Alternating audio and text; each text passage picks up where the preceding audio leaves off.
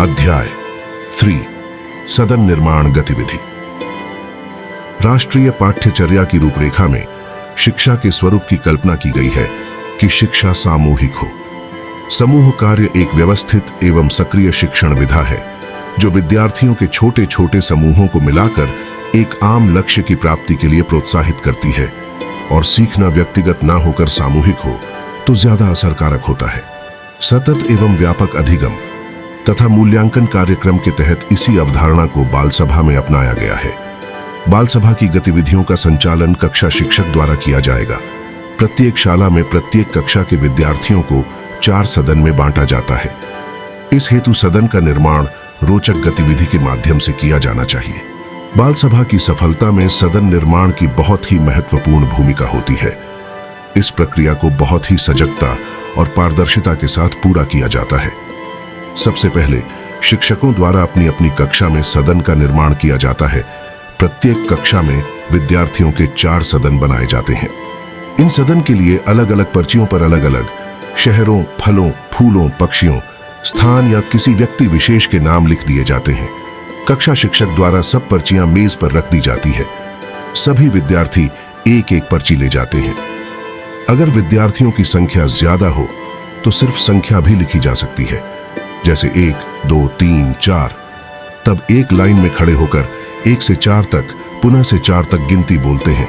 फिर 1, 2, 3, 4 बोलने वाले विद्यार्थी उनकी संख्या के मान से अलग अलग सदन में बैठ जाते हैं।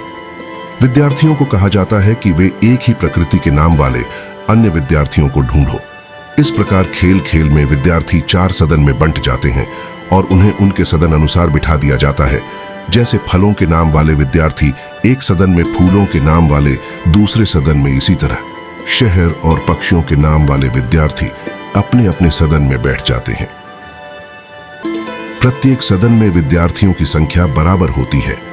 उदाहरण के लिए 40 विद्यार्थियों की कक्षा में 10 विद्यार्थियों के सदन बनते हैं। इस प्रकार सभी विद्यार्थी 4 समूहों में विभाजित हो जाएंगे, जिन्हें अलग अलग सदन के नाम से जाना जाएगा। यह गतिविधि एक उदाहरण है। आप अन्य गतिविधि के माध्यम से भी सदन का निर्माण कर सकते हैं। उदाहरणार्थ, कक्षा 9वीं वर्ग एक दर्ज संख्या 60 संख्या क्रमांक सदन का नाम, छात्रों की संख्या 1 विवेकानंद अहिल्याबाई सदन छात्रों की संख्या 15, 2 सुभाष चंद्र बोस दुर्गावती सदन छात्रों की संख्या 15, 3 महाराणा प्रताप मीराबाई सदन छात्रों की संख्या 15, 4 छत्रपति शिवाजी महारानी लक्ष्मीबाई सदन छात्रों की संख्या 15। सदन निर्माण की चरणबद्ध प्रक्रिया। 1. किसी कक्षा में वर्गवार सदन निर्माण। किसी विद्यालय में प्रत्येक कक्षा छात्र संख्या के अनुरूप 2 अथवा 3 वर्गों में विभाजित होती है। उदाहरणार्थ, उत्कृष्ट विद्यालय भोपाल में कक्षा 9वीं में कुल 180 छात्र प्रवेश लेते हैं। अब कक्षा संचालन में सुविधा के दृष्टिकोण से इन 180 छात्रों को 60 छात्रों के 3 वर्गों क्रमशः अ, बे एवं स में विभाजित किया जाता है। अब कक्षा 9वीं 3 वर्गों में विभाजित है, जिसमें 9वीं अ, 9वीं बे एवं 9वीं स प्रत्येक वर्ग में 60 छात्र प्रविष्ट होते हैं। अब प्रत्येक वर्ग में 60 छात्रों को 4 सदनों में विभाजित करने हेतु सदन निर्माण की प्रक्रिया के अनुरूप प्रत्येक सदन में 15-15 छात्रों को आवंटित कर दिया जाता है। ध्यान रखें योग्य बात, किसी विद्यालय की सभी कक्षाओं एवं वर्गों में सदनों के नाम एक जैसे होने चाहिए। अर्थात संपूर्ण विद्यालय हेतु 4 सदनों के नाम निर्धारित कर सभी कक्षाओं एवं वर्गों को इन्हीं सदनों के नाम पर विभाजित किया जाएगा। 2. वर्गों के समूह विभाजन के अनुसार कक्षा हेतु सदन विभाजन। कक्षा के प्रत्येक वर्ग में वर्गीकृत सदन अनुसार छात्रों को एकत्रित कर कक्षा का सदन विभाजन अंकित किया जाएगा। उदाहरण हेतु 3. कक्षाओं के समूह विभाजन के अनुसार विद्यालय हेतु सदन विभाजन। उपरोक्तानुसार कक्षावार सदन विभाजन के अनुसार विभिन्न कक्षाओं के एक समान नाम वाले सदन के विद्यार्थियों को मिलाकर विद्यालय का सदन निर्माण सुनिश्चित किया जाएगा। विशेष CCLE की सारी गतिविधियां कक्षावार एवं वर्गवार आयोजित की जानी है। सारे विद्यार्थियों को उनकी कक्षा अनुसार उनके कक्षा कक्ष क्लासरूम में ही गतिविधियां करवाई जाएं।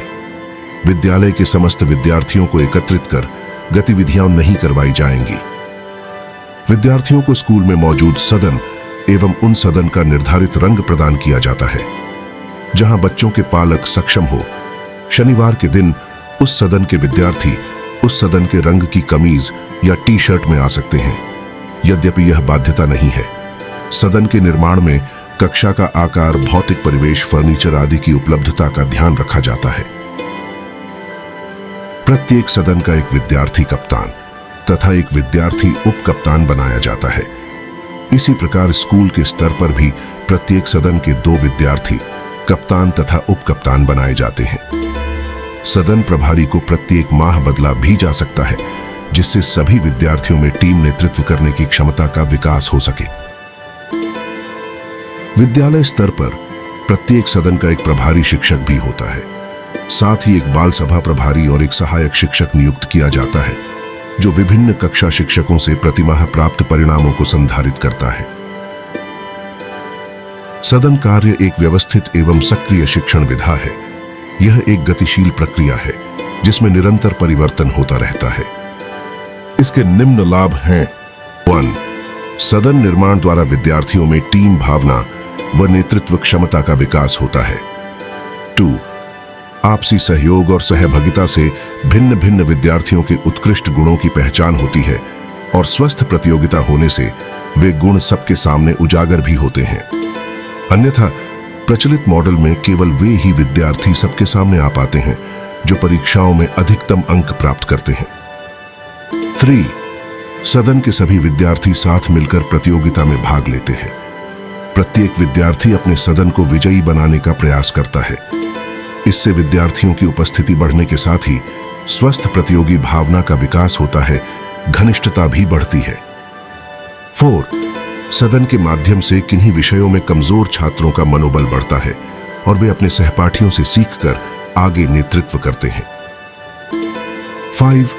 सदन निर्माण विद्यार्थियों को सोचने, संवाद कायम करने, समझने और विचारों का आदान प्रदान करने और निर्णय लेने के लिए प्रेरित करने का सबसे सशक्त माध्यम है।